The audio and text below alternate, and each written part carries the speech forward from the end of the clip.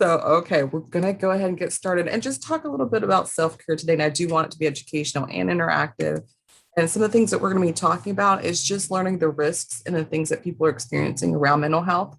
We're going to talk a little bit about self care and what that looks like. We're going to talk about, and this is one of my favorite things to talk about, is what's been keeping you motivated over the last 16 months. And then what are your fast five? And I'm going to tell you what that is, what mine are, and then give you the time to think about what yours could be. We're going to be doing actually, I didn't put it, but like three activities. So sometimes when I'm like, oh, self care is amazing, the first thing I hear is, I don't have time to put more into my schedule. So we're going to be doing a time awareness activity to see if you can find the time to make a space for that self care. We're also going to be practicing diaphragmatic breathing, also known as deep breathing. And then we're going to be completing a self care worksheet. So we're going to be doing a little bit of everything today. As in all my trainings, there's always a quote to kind of get us started. And I really love this one, which is take rest. A field that has rested gives a bountiful crop. So let's start off with talking about what are some risks to our mental health. This is one of my favorite. I'm probably like at this point, if he's saying that, I'm a little bit nerdy, like this is one of my favorite charts. But I do love it. The reason I like it is it's from WHO, at the World Health Organization. And if you look across the bottom, it's just different developmental stages. And so it starts in like early childhood, ends in older adulthood. And then if you go down the left-hand side in blue, that's actually the level of systems. So at the individual level, at the community level, at a cultural level, and then across the top in brown, that's actually settings. So is that happening at home, at work, in the community? So because we all pretty much hang together, those of us who are attending today, let's start and go across the top. So find brown at work, and we're just going to go straight down to adulthood. And these are the things across all system levels that are a risk to our mental health over our life. So starting at work, you're going to see things like social inequalities and discrimination, adverse media influences, job intensity or insecurity, unemployment, debt, physical ill health. The reason I bring those up is that's a lot of what people have been experiencing over the last 16 months. And so you can see, wow, it's very oversimplified to say it's just this one thing that's causing me anxiety when it's actually the impact of maybe that one thing on quite a few other things. Those are things to keep in mind as to why self-care is so important, because it's not just the one thing, it's a culmination of many things that can actually have a negative impact on us. And when I say self-care, sometimes people are like, yeah, self-care is just kind of like this phrase people toss around. But for me, self-care is the thing that you do. It's like depositing into your bank account good, positive, healthy skills while you're in a good place, so that if you need them because things get more difficult or more challenging, you can withdraw it. It's very hard to deposit and withdraw really close together. So if you're already feeling stressed going for a run, absolutely do that. But if you've been going for a run every single day up into the day you've had a hard time, then it might have less of an impact. And that's why we always advocate daily self-care. So what does self-care look like? Part of that's going to be just validating how you feel, knowing you're going to have feelings about things. And I always tell people there's really no positive and negative emotions. I think things like sadness and anger get a bad rap. Anger gets a very bad rap sometimes. But I mean, we're human, and the whole range of human emotion is absolutely normal. Now, what you do with that emotion is what's most important. So it's fine to feel angry and upset about something. It's what you do with that anger and learning how to like balance it and communicate about it that's most important. Make sure that you're staying connected with your social support system. If you haven't reached out to someone that you actually really care about, that just happens, right? When we get busy, just send that text, I'm thinking about you. Maybe you don't have 45 minutes to 2 hours to talk to someone because you're like, oh, if I call them, I already know like that's what it's going to be. And I don't have time to do that. But just send that text to say, thinking about you today. And that way they know like, hey, I'm thinking about you, and they'll send you one back. And then that is something you might have time to do. Making sure that you're not over checking with the news. I think that we're all, pretty good at staying informed, but not over checking, because if you do, then it doesn't make you feel more in control or more informed. It actually can make you feel confused or overwhelmed. Going, oh, we're on tier 4. Wait, did we change what tier 4 looks like? And like trying to just keep abreast of all that information can get a little bit overwhelming. Finding those reputable sites to check in on once or twice a day can really help manage that. Also being sure that when you're looking out there at the news and what's happening, that you're focusing on the people that are helping. It's very easy to say, look at all these people and what they're doing, right? Like she's not wearing a mask and he went to that giant party and that. And it's not that those things aren't happening and they're not a concern, but it's to say that it doesn't help us create that balanced negative and positive emotion. It actually makes us kind of tip to one side. And so when you're looking at those articles, also find articles, those feel good articles about people going above and beyond to give back. I love animal rescue videos. The lighthearted ones were like, Petey's in the pound and he's been there for too long and someone adopted him and brought him home. Look how happy he is. Like I make sure I watch a couple of those every day because it's my job to stay informed. And so I know I need to create that balance for myself. And that's how I do it. Make sure you check on the essential workers and vulnerable in your circle, whether it's kapuna who aren't able to go out as much, or adolescents who miss those really important rituals, or people who are working like in the healthcare, just to say, like, I'm thinking about you. Let me know if you need anything. Like, thank you so much for what you've done for our community. Just that little bit can actually lift them when they're having more of a challenging time or when they're just, trying to rest, but then they see that and they're like, oh, it feels really good. Thank you. And of course, creature comforts. If you know me, I'm always slipping animals into all my presentations as well as quotes. I love them. Science bears out that spending time with animals or in nature is a really great way to kind of create kind of that homeostasis to kind of bring that nervous system back down to a really calm state. It helps lower blood pressure. It helps like calm the heart rate. If you don't have a pet, that's fine. There are a lot of places that will let you go walk, like shelters that will let you walk pets. People wanted to do short-term care. And what we saw actually throughout the quarantine was fosters foster rates really dramatically increased. So people were bringing animals into their home to take care of for a very short amount of time because they got so much in return. So a lot of different ways to do this. If you just you're in a place where you're like, I don't have time for a pet, or maybe that's not my leaning, just watching a nature documentary, watching some animal or funny like animal videos, watching some really cool like nature related things can also help do the same thing in regulating that blood pressure and helping you feel less stressed. Following a schedule, I think it can be tempting. I know that when we were more of us working from home, we kind of had that joke of like, these are my nighttime pajamas and these are my daytime pajamas. um, I did it. I was so excited. I was like, yes, pajamas all the time. But then what we found is nationally, about 30 minutes of sleep has become unquality sleep. And what that means is across the board, people are saying, like, I just don't get as good of sleep as I used to, whether that's I'm having a hard time falling asleep, staying asleep, or waking up tired. It seems kind of small, like, oh, 30 minutes, but 30 minutes on average for like a vast majority of people is quite astounding when you think about it. So make sure as much as you can to follow that schedule, to put self-care in there. And sometimes you go like, I don't have an hour. That's okay. Give me 5 minutes because I'm going to show you how effective 5 minutes can be. Try to use social media responsibly. It's meant to connect us and not disconnect us. Try not to do that cross comparison game where you're like, how is she doing this? How is Margaret getting up, creating this massive breakfast, going out to garden, writing in her journal, and then coming back in to soak her feet and like posting these gorgeous photos of all of it? She's not, I promise you, she's not. So, what you're not seeing is the outtakes, the deleted photos, and how stressful that is to try to create that image, it's branding. And that's fine if you're choosing to use it that way. But we also have to be aware of the fact that, like, that's the highlight reel and that's not all of it. And that sometimes you can just use it to connect, to send a message, send a funny photo, send a kind of messier photo, like, yep, this is my life. And that's okay because we're all human.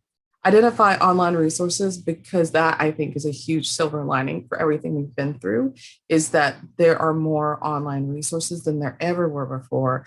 And if you're looking for something, Google it. You're going to find so many iterations of it. And if it's not something that's useful for you, so sometimes I see job postings and I just share them. I'm not looking for one, but I know other people are. And I hope that it kind of webs out and finds the person who's that best fit. Invest in yourself, because I love projects and I love hobbies, and you'll hear me sometimes say I'm my favorite hobby, I'm my favorite project, because that's what you're doing. You're curating and crafting a life that is meaningful to you, and that's why you invest in yourself. So at the end of it, you can look back and think like, yeah, I'm really happy overall with kind of what I've done for the community and the world and for myself. Yep. And there's the spend time in nature for however few minutes of the day that you have to make sure you emphasize that. Well, I'm going to open the chat really quickly because, again, this is one of my favorite questions. And I think that it's helpful to see that people did different things. So, what has given you hope over the past year? If you're comfortable with sharing, please feel free to drop that into the chat and then we can kind of see what everyone's been up to. I'll be honest, I'm transparent with my own. I've been gardening and then I stopped. So, that's a mess. And because I got into reading books and read a lot of them. Um, and for some reason, that makes me feel hopeful, like just kind of being a part of this kind of relaxing hobby and joined a community where I got to share about what I was reading and they share with me what they were reading. And it was just a different way to connect. So yes, any ideas on what has given you hope over the past year or what kinds of pieces of self-care were really effective? I'm seeing breakfast with my husband. Awesome. I love it. Going for walks to Waikiki and Pokemon Go. Used to be my favorite thing to do is just to see like giant groups of people just like marauding through town, like looking for things on Pokemon Go. Yes. My two dogs. Yes, absolutely. Family. Went back to school. Awesome. Seeing local nonprofits take advantage of the lull in tourism and work together to rebuild local communities. Yes, absolutely. Again, another silver lining is being able to focus more on our local communities and look at those needs and start talking about what kind of quality we want in some of these other industries. Absolutely. Yoga, walking in my neighborhood, connection with families, friends. Ah, Darlene, you're amazing. Zoom dance parties. I'm just having random ones by myself. I love the idea that you're in a community doing it. Hiking and getting out into nature with my dog. Rainbows, absolutely. I have like a whole folder of double rainbows in my phone, and I always seem to feel like the next one's super special. Just keep adding it. Walking on the local beaches, sunrises. Oh, absolutely, Dennis. Practicing meditation and teaching others how to meditate. That is an amazing skill to share. Thank you. Being with my family at the beach. Absolutely. And so, did I miss one?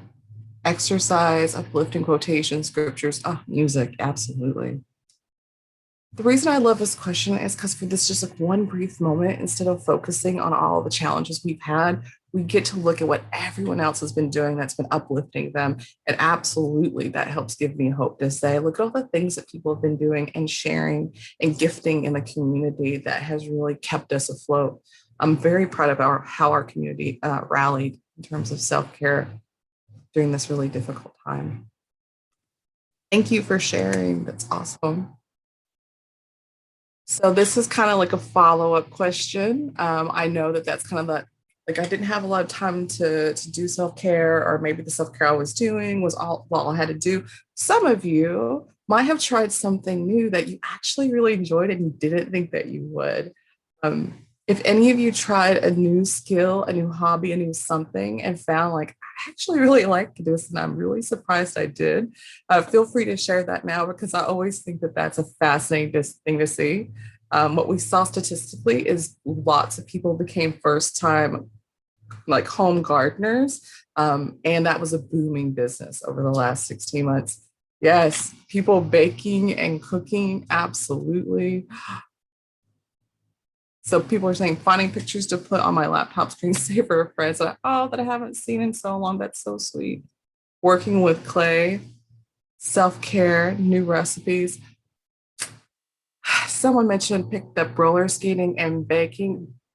Rumor has it other people roller skate, and there could be a roller skating fundraiser coming up in Oahu. Just saying that. Quilting, free yoga on YouTube on the Lululemon channel. It's awesome. Yes, Brent, turning the phone and computer off. Absolutely. I got super into board games, and then discovered there's probably a reason I don't do those. I'm a little bit competitive, but they're really fun. Oh, Darlene, I grew one cucumber, just one, and it looked funny, but it tasted, yes, it tasted, oh no, and I grew it myself. There was a meme, I don't know if you guys saw it, where someone was like, I just spent $300 at at like a garden center and then worked in my garden for 6 months. And now I have a tomato. And they were so proud of themselves. I was cracking up. But that is the joy of, taking care of things and helping them grow. Yes, Amanda, taking care of succulents, my plant caretaking skill level. Hey, green thumbs start at different shades. That's what I say. That's super awesome. I love it. I love it.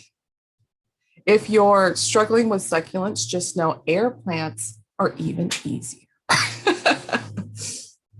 Awesome. Thank you guys so much for sharing. People aren't just doing the things that were traditionally things that they did that felt good. They actually started trying really new things and finding new loves. Again, that really awesome silver lining.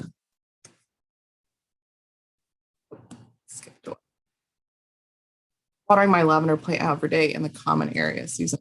Is it if you can somehow like teach me how to keep lavender alive, it is one of my most favorite plants, just cognitively speaking, like I love them. Yes, thank you, Janice. But they do not like me. Janice, I've killed 5, so you're doing better than me. Let's talk a little bit about our Fast Five self care items. This actually was taught to me by someone else, and I just thought it was so brilliant. Basically, the Fast Five is this concept of what your 5 items are that makes you feel better. That could be anything from like taking a hot bath, spending time with pets, contacting your best friend to talk to them, reading your favorite book, listening to music. You just have a fast 5 available so that you can connect with that and use it anytime you need it. Now, if I'm at work, I'm not going to have my dog with me, and that's fine. However, I know what my fast 5 are, and I have purposely and very intentionally put those items in every place that I am. Not all the items, but you're going to go in my office and go, there's artwork that she loves. There's like aromatherapy, that's her favorite scent. You're just going to see some of it everywhere I go. You could go through my purse and be like, oh, yep, essentials in the bottom of the bag and some crystals. Yeah. And the reason that is because if I'm feeling stressed, I don't want to have to find it, create it, buy it. I just want it somewhere accessible to me. And that's not always going to be the same type of thing. Like it's going to have to be, if I love, like, for example, scented things, I can't always carry essential oils with me, but maybe I'm wearing them on my person. Like I'm wearing a scented medallion, or I'm actually wearing a perfume that I really enjoy. Something very small and minute that you can keep with yourself and that makes you feel good. But know what yours are so that you have them already available. I have a pile of my favorite books. I have really great scented candles. And one of my favorite things to do is to buy like new ones and just enjoy them and be like, oh, so relaxing, right? And to invest in the self care that I like best. So, for just the next minute or two, think about what your fast 5 items are. I remember someone telling me one, and they don't live here because it's a little bit less sensible here because it's warm all the time. But they said they lived in a very cold area, and they said my favorite thing to do is to throw my towels into the dryer and just warm them up. And so when I come out of taking a bath or a shower, I get warm towels every time I do it. And I was like, oh my gosh, that kind of level of thought and like intentionality was so impressive to me. I'm gonna peek in the chat. Rochelle say I can't grow anything except weeds. Ah, cooler, Deb. I live where there's lots of sun. Some people are saying, oh, succulents, I can't believe I killed them. They're actually not as easy as some people make them out to be. Air plants are the really, really easy ones. Excellent. Okay, so think about a couple of your fast 5 items that you can keep at work, in the car, any kind of like bag that you typically carry with you or in your wallet. That could be like a photo of your dog you just tuck in there. If you're feeling overwhelmed, you can pull it out. And then at home, just make sure that you have those things really readily available to yourself and make it simple and easy. Yes. Janice, you are correct. Succulents thrive off neglect. I overlove mine. They don't like it.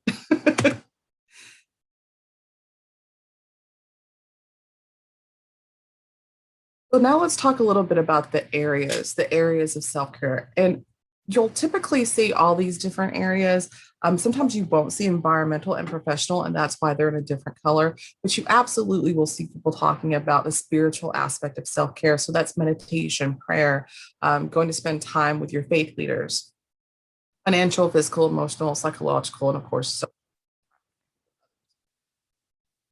just wanting to highlight this because in a few minutes, what we're going to do is we're going to break out and do an activity around this. And so, what you're going to do is think about self care things that you already do or you want to try under each of these domains. And you're going to get a few minutes to jot a few down and then a few minutes to share with each other, kind of a little bit like we did earlier, what you do or would like to do under certain ones of those areas, whatever you're comfortable doing. And so, we're going to be doing that in just a few minutes.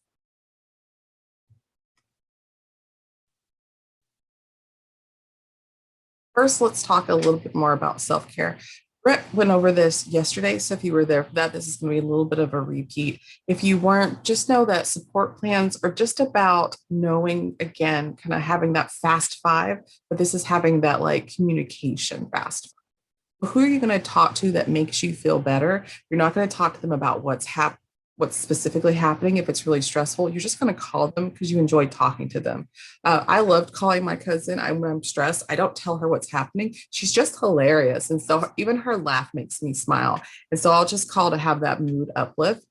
Who do I talk to when I am actually feeling stressed? It's actually very different people because I like that some people are a little bit more level headed. They don't tend towards finding solutions if I don't want them. And I know that they're going to give very unbiased views. My cousin loves me. She's going to give me a very, very biased view, and that's okay. Figure out who you can talk to that makes you feel better. Figure out who you can talk to about specifically what's happening, and then make sure you have your own providers and the person maybe that you're helping that they have their provider phone numbers saved in their phone. Make sure that they have crisis resources automatically saved in the phone. We don't want them to have to be finding them if they need them, they're just already there. And then if they encounter someone who's feeling unsafe or who needs some support, you can say, hey, you can call this person and it's already there. It's just that quick. And then, of course, having conversations with yourself or other people about what gives your life meaning and what helps you to feel better, because those are all really good hope builders. We're going to be moving into a time awareness activity. Now, I'm going to explain this kind of slowly because it can feel a little bit overwhelming, but you're going to go into breakouts and there's going to be a sample, and that's going to make it so much easier. But when we talk about self care, one of the first things people say is, I just don't have time. You're probably absolutely correct in that. But this is an activity to see if you can if you can steal back just a couple of minutes. So, the first thing you're going to do is you're going to think about all your major activities. So keep it down to like 6 items, 6 to 8 items. And it's the ones that you spend the most time on. So, for example, work 40 hours, laundry 4 hours. That's all you're going to do. You're just going to list what you do and how much time you spend on each item. Then you're going to come up with some kind of a symbol. And that symbol is going to mark on the left hand side whether the item that you did was for yourself or for someone else. Now, if you have a family and you put work 40 hours, you might be putting a little heart going, yep, I did it for myself. And then a little exclamation point going, and I did it for others. You might actually have two on the one item, and that's absolutely normal. But there will be some things that you did that were just for yourself or just for other people. Then on the right hand side, I want you to decide whether or not you did that item because you felt like you should do it or you wanted to do it, right? So for work, you should do it, right? So maybe that's a question mark.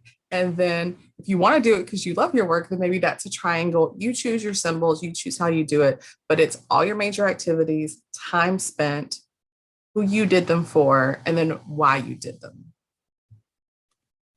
Once you get that little chart, you're basically going to start to work through each item of the wants, wanted to do these things. And you're going to think about why you wanted to do them. Then you're going to work through the shoulds. I should do these things, and think about why you did those. And then you're just going to talk to yourself about what would happen if you didn't do the shoulds, and would there be a benefit for you for doing them? And the question about all of this is whether or not you're making mindful choices and you're prioritizing your own needs. So we're going to break out into your specific breakout rooms. And for the next 5 minutes, work on filling that sheet out. If you have the worksheet that we sent you, that's just a really easy way of popping that in there. If you don't, you can just simply take out a piece of paper and just write it down for yourself. Either way, think about activities, time spent, who you did them for, and why you did them. So let's go ahead and break out into those groups. And here are some things that you could start to do to get to know yourself that could actually help you figure out why some self-care works and why some self-care doesn't. So think about things like, how do you communicate? Are you a bit more of an introvert or an extrovert? Are you a bit more stoic? And so maybe you're not as big of a communicator in terms of like, I'm not like a big talker, but when I do, like, I want it to be very meaningful and very like one-to-one. Think about what creates stress in your life. And so for some people like myself, I'm pretty flexible. And so like winging it a little bit is fine with me, but like winging it too much, I'm like, okay, no, that's too much for me. So know what creates stress, and also know what you can do to feel better when you feel stressed. Know what you're really great at and use it. Use that strength when you need it, but also know where's your growth edge. And for me, I always want to say, like, be careful about kind of being down on yourself about what you're not great at. If you're learning and you're growing, there's going to absolutely be places you're not doing great because you're learning new skills and you're practicing them and you're trying them. And a fear to fail means you're going to have a fear to learn and launch. So go ahead and just radically accept, there's going to be things I'm terrible at and I'm going to get better at them. And I just need time. And know that there are things you're fantastic at. And you're like, and that's okay. So when I need to like pick myself up, I'm going to use those things I'm great at. And know how you deal with specific emotions. You're going to be good at some and not great at others. Like there's some emotions, happy. We're all great with happy, but maybe like for myself, I'm not good with being bored. I can really amuse myself a lot, but please don't make me stay in a room and be bored for a long time. It's not good for me. And also know who's in your support system. We talked about that support plan, figure out what yours looks like. Mindfulness can be something very elaborate. It can also be really simple and fun. You could do something as simple as find one of these bingos or self-care challenges and just mark them off or use some good ideas. These are absolutely available on our website, but you can see it includes everything from just basically smiling, showing random kindness, getting a full night's rest. It's always what I'm working on. Something as simple as stretching. Take a 5-minute break at work and stretch. You'd be amazed at how it helps oxygenate the body and releases muscle tension. Let's talk about diaphragmatic breathing. You can also hear this referred to as deep breathing. I love it. It's the best. So what we're going to do is we're going to practice this for a minute. Be able to get these instruction sheets to use for your kiki or yourself. Basically, what you're doing is take one hand, put that on your diaphragm. That means that pinky is right on that belly button. Take this one, put it on your upper chest. Now take in a deep breath, trying to move your diaphragm hand more than the hand on your upper chest. You ready? Breathe it in deep.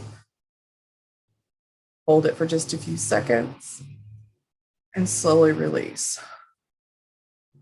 You're going to notice both hands moved. That's normal. Just try to move the one on your lower stomach more than the one above. Let's take one more deep breath.